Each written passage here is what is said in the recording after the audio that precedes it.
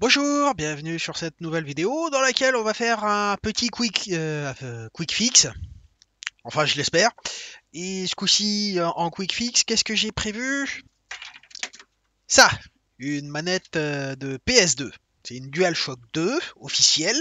Et d'après le petit mot que j'ai de la personne qui m'a donné cette manette et qui s'avère être ma copine, donc cette manette-là, elle a les boutons Start et Select qui sont défectueux. Et ça. A priori, les contacts se font pas terrible. Il y a aussi le joystick ici qui est un peu mou, on va dire, hein, comparé à celui-là. Voilà. Donc, on va démonter tout ça et puis on verra déjà si j'ai besoin du kit iFixit complet.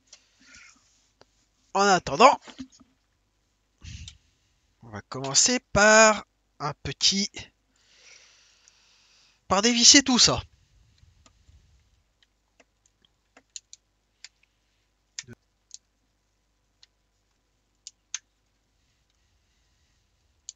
Donc moi ce que je pense c'est que les boutons en fait sont soit fatigués, soit encrassés. Généralement c'est ce qui se passe quand on a les problèmes comme ça de contact, de boutons qui fonctionnent moins bien.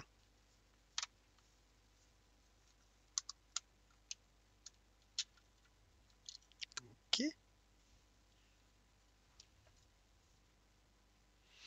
Donc moi la première chose que je vais faire c'est regarder les contacts des boutons.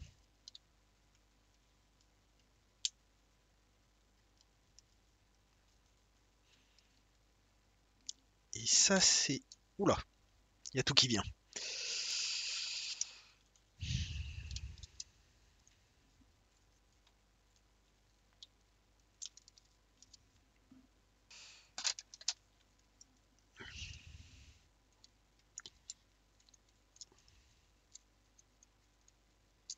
Bon, je vais déjà commencer. Ok.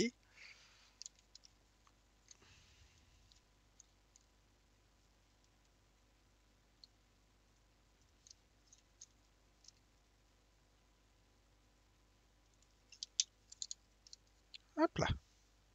Alors dedans, à part des cheveux, qu'est-ce qu'on voit? Alors déjà, examiner un peu l'aspect des patins, hein. Donc c'est les patins ici, Start et Select, qui posent problème. Et ceux des boutons, on essaye de pas perdre les autres boutons. Alors c'est pas grave. Alors, donc, ce serait celui-là. Et c'est étonnant que ce soit celui-là parce que il a l'air correct. Ici, par contre, il y a un petit peu de saleté. Et si je regarde au niveau de de la membrane qui fait contact, donc ce serait de ce côté-là. Et si je regarde en dessous la qualité des pistes,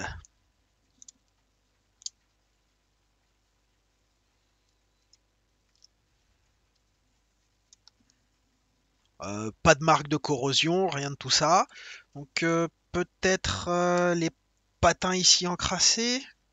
Donc Start et Select. J'ai des patins neufs ici. Si je compare au niveau du contact, les patins ici, ils sont marqués. Paire de sondes.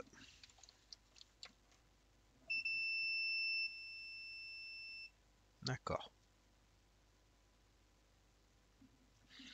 Donc c'est la liaison entre les deux qui doit pas se faire correctement. Je pense que j'ai compris ce qui se passe. Sous le bon angle de, de vision, on voit que les pads ici sont bien marqués, hein. Donc ce que je vais faire, c'est que je vais prendre un peu d'alcool isopropylique, puis frotter délicatement avec un peu de coton. Enfin, avec un coton-tige.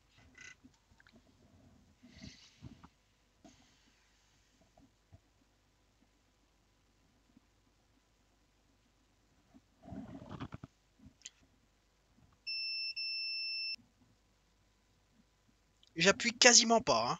Si vous n'avez pas d'alcool isopropylique sous la main, ce que vous faites, c'est que vous prenez de l'alcool à 70 ou à 90 hein, de pharmacie.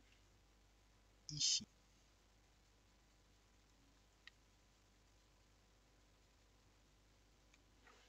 Tous n'ont pas forcément besoin d'être nettoyés apparemment.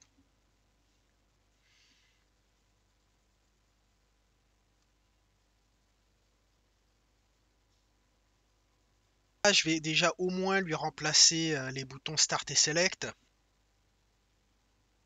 Je vais faire tous les patins. Hop.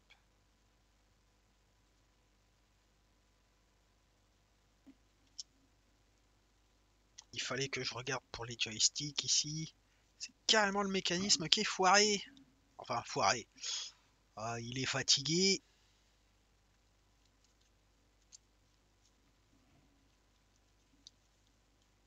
Remettre la petite vis là. Donc le 1, hop, il faut légèrement soulever ici.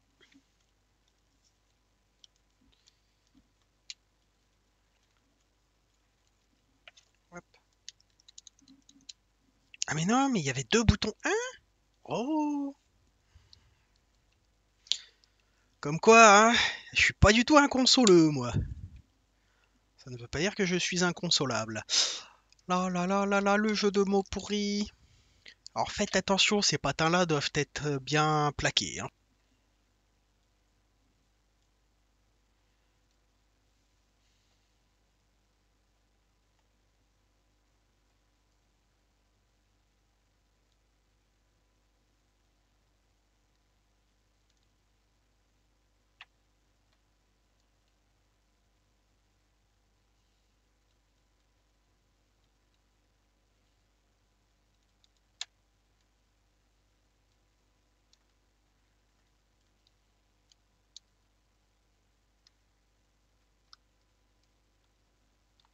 C'est raté.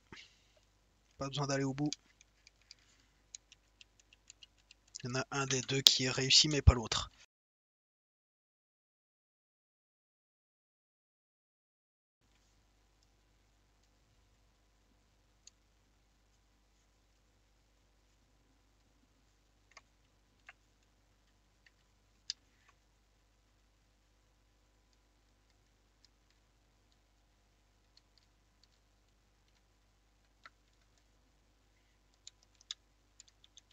Et bah voilà. Enfin. Ah, comment on fait? Ah bah vous m'avez vu faire, vous prenez le signal du diable là pour les métalleux. Vous mettez le petit doigt comme ça pour tenir les boutons là, et vous venez très précautionneusement placer votre manette comme ça. Maintenant, il n'y a plus qu'à tester, ça fait plic plic plic, et ça fait pas floc floc floc, et puis on peut revisser.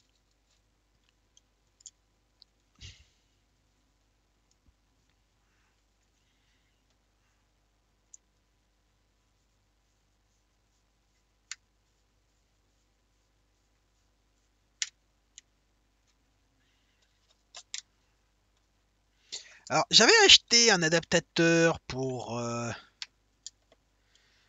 PS2 USB, seulement il a pas l'air de fonctionner. Mais ça ne va pas m'empêcher de l'utiliser pour faire des tests quand même. Parce que... Parce que...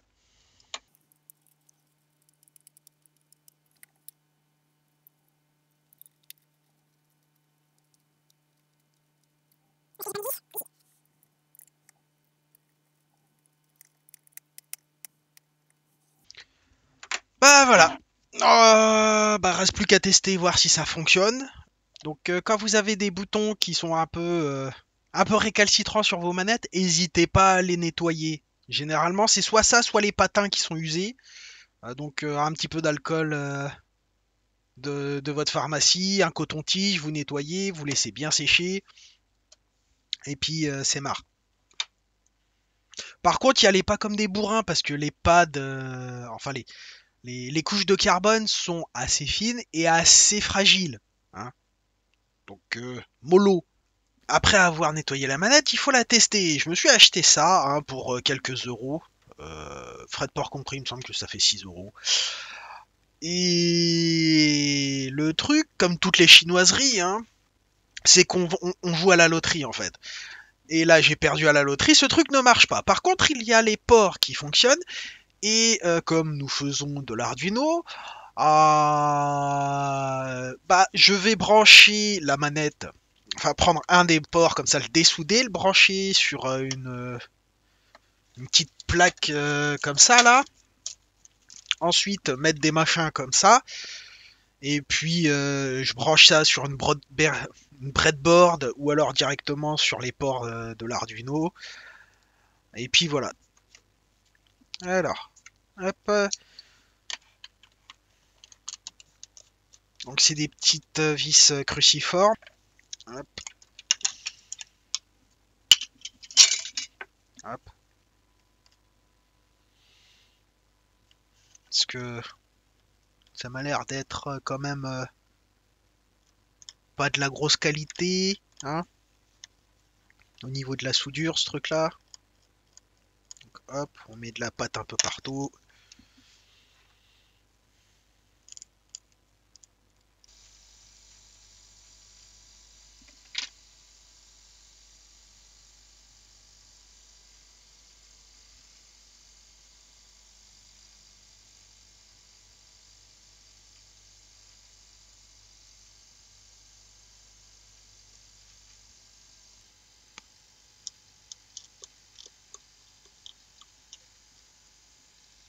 Et voilà.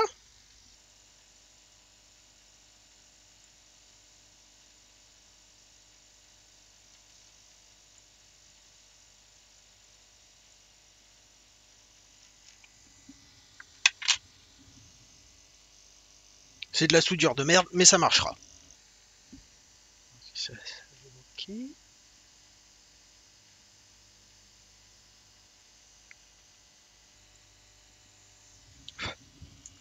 Hop là.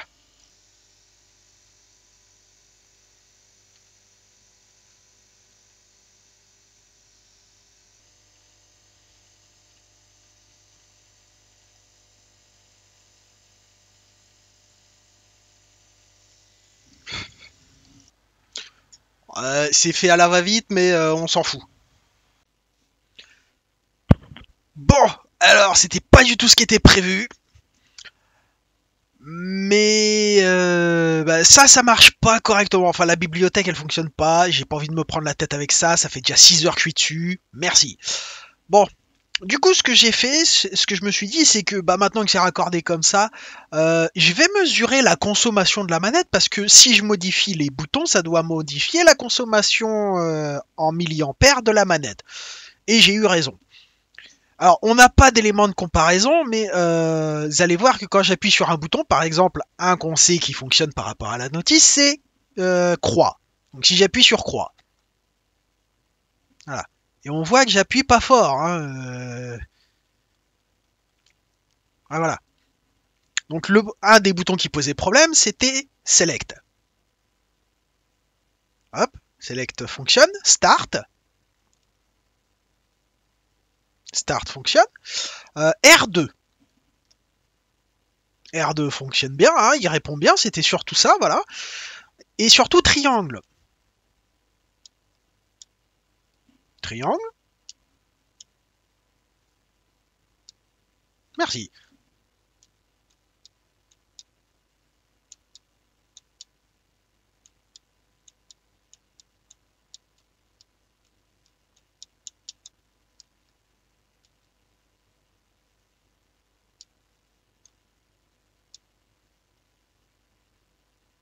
La manette fait un peu n'importe quoi, j'ai l'impression.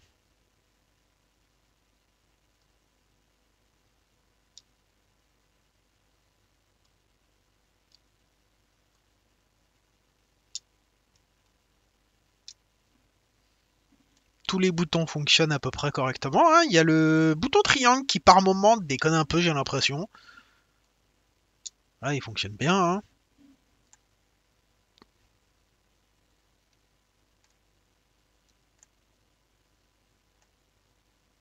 Ah, et puis les puissances s'additionnent les unes derrière les autres. Hein. Si plus on appuie sur les boutons, plus ça consomme. Voilà, c'est négatif parce que j'y ai pas branché dans le bon sens, mais on s'en fout quoi. Ce qui est important, c'est que quand j'appuie sur ce bouton-là, ça change. Voilà. Et on constate, c'est une manière de constater que je peux vérifier l'état des boutons de manière indirecte. Hein. En principe, j'aurais dû avoir avec ce montage-là en série, sur le moniteur série de l'Arduino, t'as bien appuyé sur tel bouton, là non. Là, c'est le multimètre qui me dit quand est-ce que j'appuie sur le bon bouton. Et voilà. Et moi, j'ai pas besoin de plus. Voilà. Donc, ça, a priori, c'est une manette réparée. Hein. Je referai le test demain parce que le bouton là me paraît un peu bizarre. Le bouton triangle dans son fonctionnement, il me paraît un peu bizarre.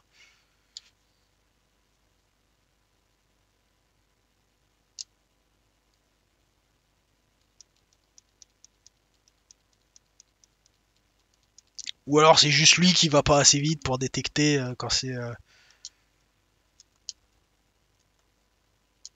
Ah non, il faut que je laisse appuyer un petit moment pour que ça détecte.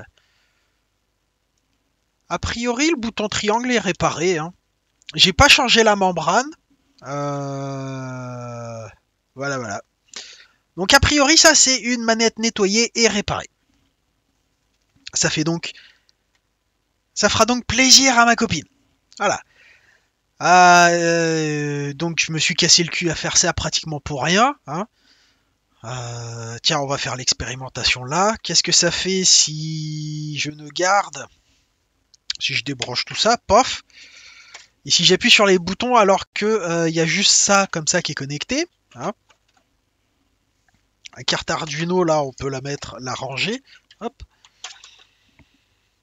Donc qu'est-ce qui se passe si j'ai juste ça et que j'appuie sur les boutons? Bah voilà, donc je me suis cassé les couilles à vouloir faire un adaptateur pour mon Arduino pour rien. Eh ben je le saurai pour la deuxième manette parce que j'ai une deuxième manette comme ça à faire mais que je ne ferai pas en vidéo. Parce que celle-là a déjà été assez casse-couille à remonter et l'autre c'est une sous-marque qui faisait des manettes compatibles PlayStation 2, donc je vous raconte pas la merde que ça va être aussi pour reconstruire, sachant que les manettes PlayStation, enfin les manettes Sony de manière générale, j'ai pas trop à me plaindre sur la qualité de fabrication pour le remontage et le démontage. Surtout pour le remontage. C'est un peu délicat par moment parce qu'il faut choper la technique, mais ça va. Mais alors une sous-marque, j'ai même pas envie d'essayer de vous faire ça en vidéo. Voilà. Donc j'espère que la vidéo vous a plu, que vous avez appris quelque chose et que ma copine va être contente.